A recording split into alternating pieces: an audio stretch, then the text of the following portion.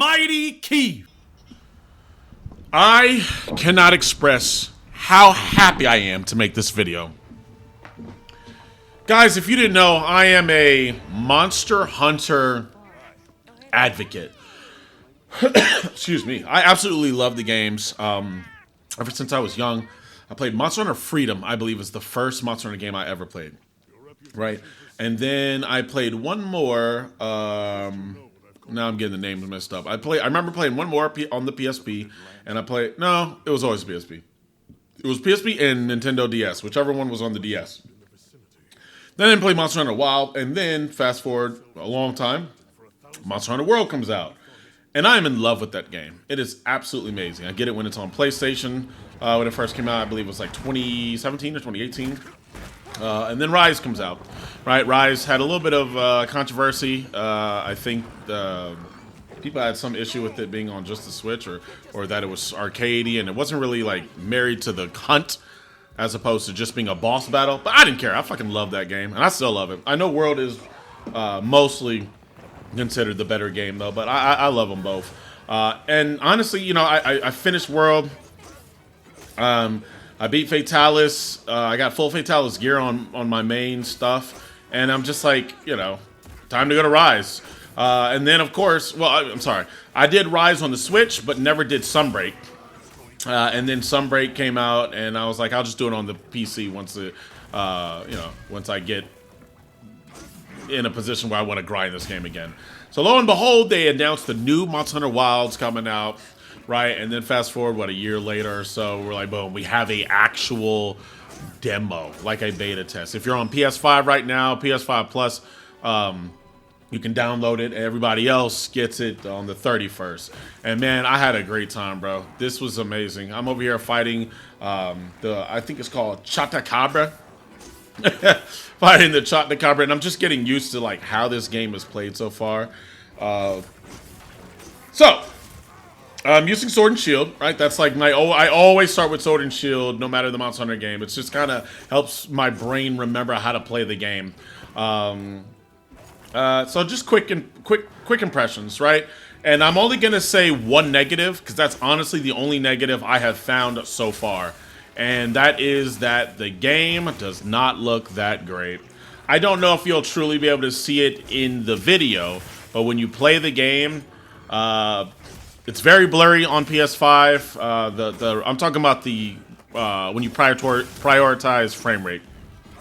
It's very blurry, unfortunately, and it's just, you know, some of the textures look blah. Monster Hunter World looks like way better, and that's it. That's the only negative so far. Now again, this is a beta. The game comes out in February. And plus, like, you know, I know this is going to be a PS5 Pro Enhanced, so if you have PS5, you'll be able to get the luxury of it being in 60 FPS while still looking like quality. I will probably get it on PC, though. But, actually, I don't know. I might get it on PS5. One good thing now is that it is on Crossplay. This is the first time Monster Hunter has ever done that. And we finally get crossplay, so it doesn't matter where you play, you'll always be able to play with your friends. And that was something I've been wishing would happen since Rise, honestly, since World. But, you know, when Rise came out, I was like, what in the world? They had World, which was like their highest selling game ever in the franchise. And they didn't implement it in Rise. That was so weird. But anyways, guys, I'm just figuring out the new mechanics and stuff like that. So in this game, they have like there's vulnerable points on the monster, like before, but this time you can go into like a focus mode and see highlighted areas that are vulnerable, right? And then you can kind of do like in World, where you could kind of slinger onto the monster and break something off. You can and do like your own little special attack. You can do that now when you just see a vulnerable side, right? So you hold, I think it's L2 to look at the vulnerable or focus, and then R1 to do like a little piercing move, and whatever, depending upon whatever weapon you have, they'll do like a special ability or a special attack for it, and it's really nice. It's almost like it marries both Rise and World's abilities together, because I know that the what was the real name? The slinger shot. I remember that was like kind of controversial because when Iceborne came out, the new mechanic kind of trivialized all the hunts that were prior to Iceborne because none of the monsters were balanced towards that new mechanic, and the new mechanic allowed you to like get a lot more damage, right? Because you could expose something much more easily. But now you don't even have to worry about that. You kind of get best of both worlds, and as you can see right here, like his ass is highlighted, right? And so you go in there. And I can do my own little special attack after I like focus in on them. Yeah, and it was pretty fun so far. The fights are fun. I'm gonna have a fight, online fights in my next video, and that's gonna be a little bit more fun to see. So far you can actually fight Chatacabra in the tutorial and later on. You know, just in the overworld. There's only one actual hunt, right? And that's the Dosha. I forgot his name. The first monster you really ever see whenever they're showing trailers or anything like that. You fight like the alpha version of him, right? But you're kind of in an open plane. And in that open plane are 3 more monsters that you can fight. The Rayodao, and Chatacabra, and it's like a little worm thing. I don't know its name yet. Yeah, but so far I've only fought in the Chatacabra. And the fight is fun. It's fairly simple for veteran players. Yeah, it's pretty. It doesn't do anything. What I think is different. Two different things, right? So right here, when I pull back with my sword and shield, I feel like it adds a little bit more. When you do the move where you pull back and go forward. I forgot what the name of it is called. I forget names, but I always remember like the motions to do it. The only thing I really remember is Helm Splitter for the long sword because it's so iconic. Backstep, there it is. Yeah.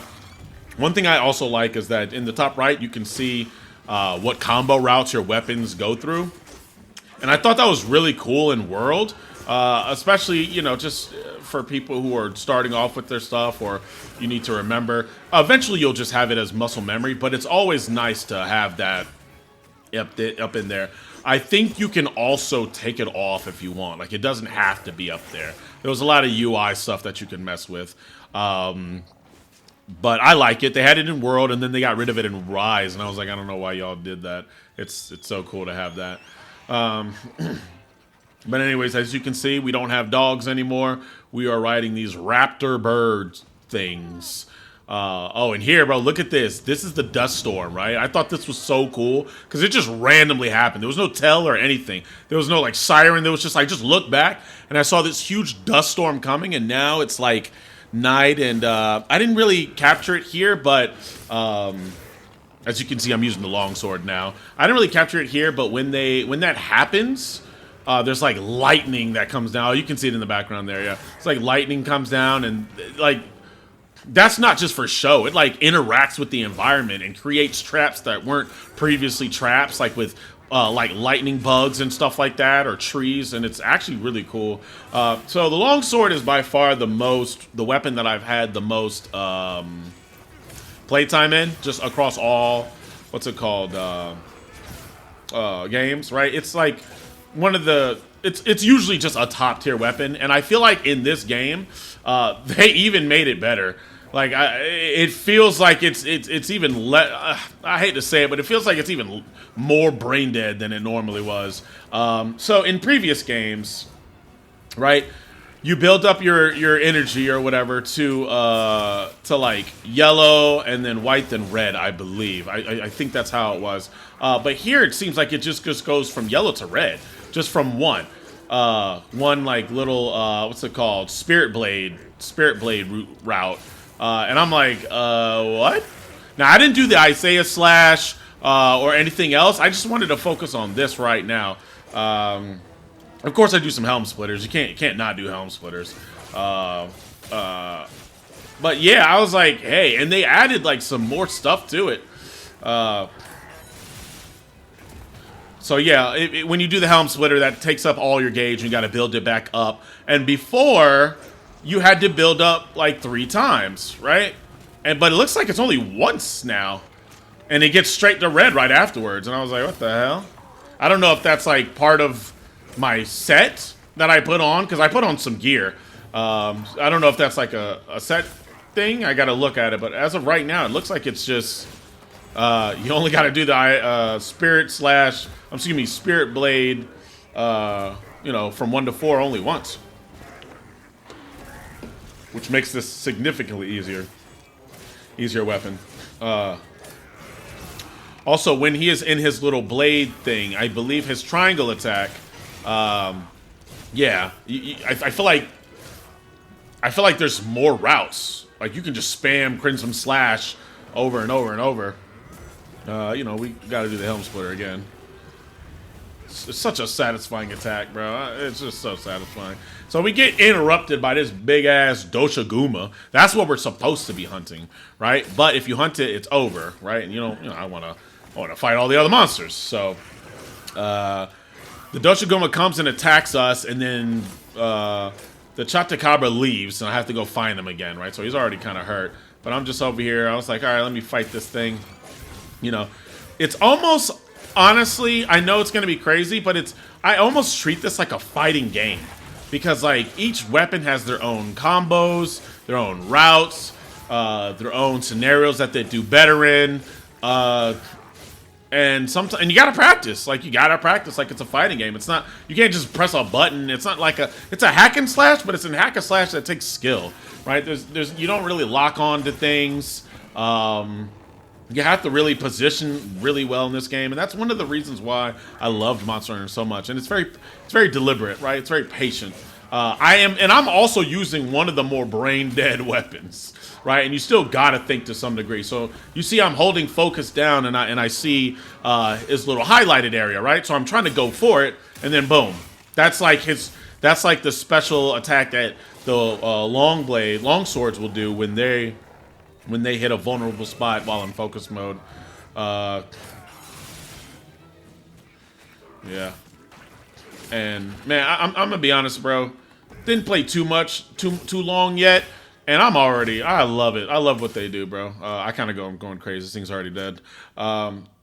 Yeah, guys, I'm already loving it. I just wanted to give you guys this video. I literally just did this in one take. I just realized that, bro.